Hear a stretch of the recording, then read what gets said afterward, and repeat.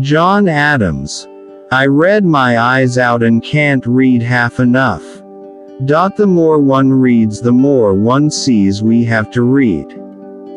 Facts are stubborn things, and whatever may be our wishes, our inclinations, or the dictates of our passion, they cannot alter the state of facts and evidence. Let us tenderly and kindly cherish, therefore, the means of knowledge. Let us dare to read, think, speak, and write. A constitution of government once changed from freedom can never be restored. Liberty, once lost, is lost forever. The longer I live, the more I read, the more patiently I think, and the more anxiously I inquire, the less I seem to know. Do justly. Love mercy. Walk humbly. This is enough. There is nothing which I dread so much as a division of the Republic into two great parties, each arranged under its leader, and concerting measures in opposition to each other. This, in my humble apprehension, is to be dreaded as the greatest political evil under our Constitution. Posterity. You will never know how much it cost the present generation to preserve your freedom. I hope you will make a good use of it. I say, that power must never be trusted without a check. Let the human mind loose. It must be loose. It will be loose. Superstition and dogmatism cannot confine it. Children should be educated and instructed in the principles of freedom. Aristotle speaks plainly to this purpose, saying, that the institution of youth should be accommodated to that form of government under which they live, forasmuch as it makes exceedingly for the preservation of the present government, whatsoever it be. I must judge for myself, but how can I judge, how can any man judge, unless his mind has been opened and enlarged by reading? To believe all men honest is folly. To believe none is something worse. Government has no right to hurt a hair on the head of an atheist for his opinions. Let him have a care of his practices.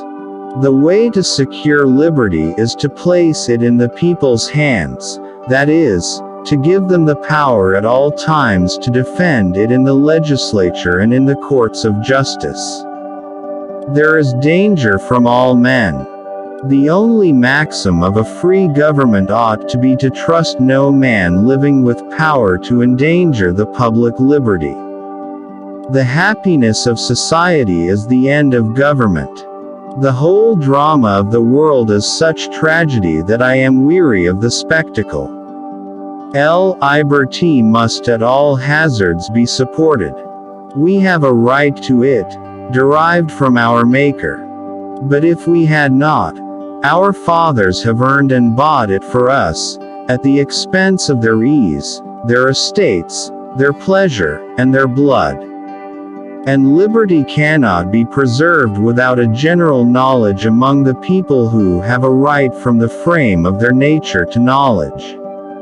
When writing the Constitution for the Commonwealth of Massachusetts, John Adams wrote, "I must judge for myself, but how can I judge, how can any man judge, unless his mind has been opened and enlarged by reading?"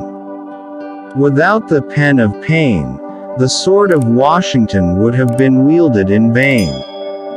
Old minds are like old horses. You must exercise them if you wish to keep them in working order. If worthless men are sometimes at the head of affairs, it is, I believe, because worthless men are at the tail and the middle. 19/20ths of mankind is opaque and unenlightened. Intimacy with most people will make you acquainted with vices and errors and follies enough to make you despise them. 20 times in the course of my late reading have I been on the point of breaking out, This would be the best of all possible worlds, if there were no religion in it. Negro slavery is an evil of colossal magnitude, and I am utterly averse to the admission of slavery into the Missouri territories. Can a free government possibly exist with the Roman Catholic religion?